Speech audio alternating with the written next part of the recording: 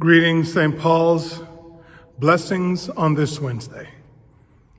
The psalm appointed for today is Psalm 119, beginning at verse 97. Oh, how I love your law. All the day long it is in my mind.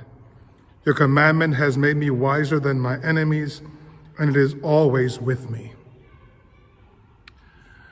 This morning, I was in a church meeting, and at some point we started having a conversation about canon law. And I mentioned that I'm in love with canon law, even though I'm not a lawyer and I don't understand every detail of it, but I like to follow the way that our church has organized itself in a way that brings clarity to all those who are asked to be participants in it, and who are particularly those who are called to lead it. Now, many of you may say, so who's canon law? It is not a person, it is the law of the church, at least the Episcopal Church. And I know that the Roman Catholic Church also works with canons, even though they're different than those of the Episcopal Church, the Anglican way of doing things. If you are someone who is passionate about structure, organization, polity, governance, all those things, canon law is helpful. It helps us organize ourselves. All of you are familiar, for example, with bylaws.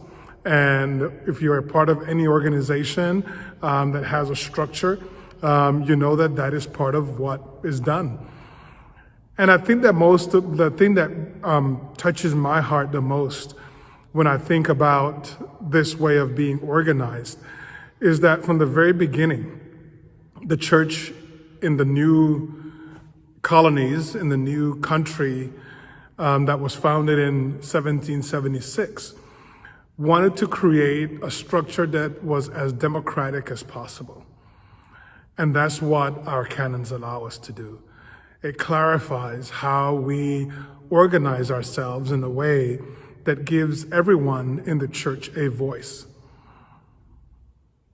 So if you're ever thinking about what is my role in the life of the church, your role in the life of the church is to be part and parcel to every single thing that happens in the life of the church.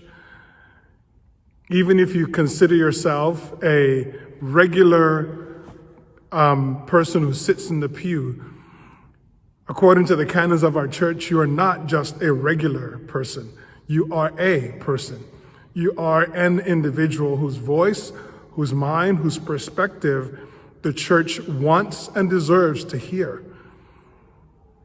And I think that mostly, to finish up, the thing that brings this so deeply to my heart is that I have this belief that all of us in ourselves carry some portion of the truth that is God. You may have heard me say this before, that in the fullness that is God, we all, in our hearts and in our minds, carry a portion of that.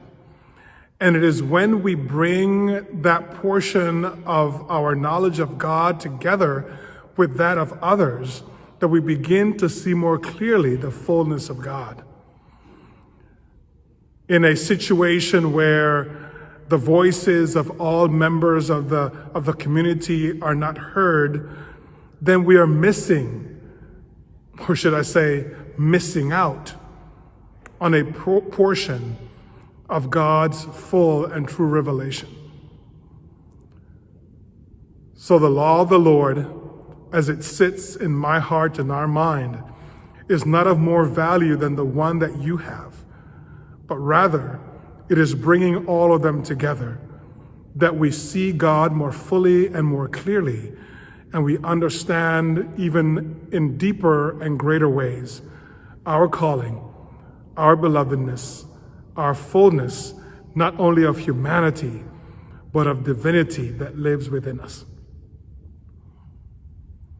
May God bless you and continue to guide and inspire you.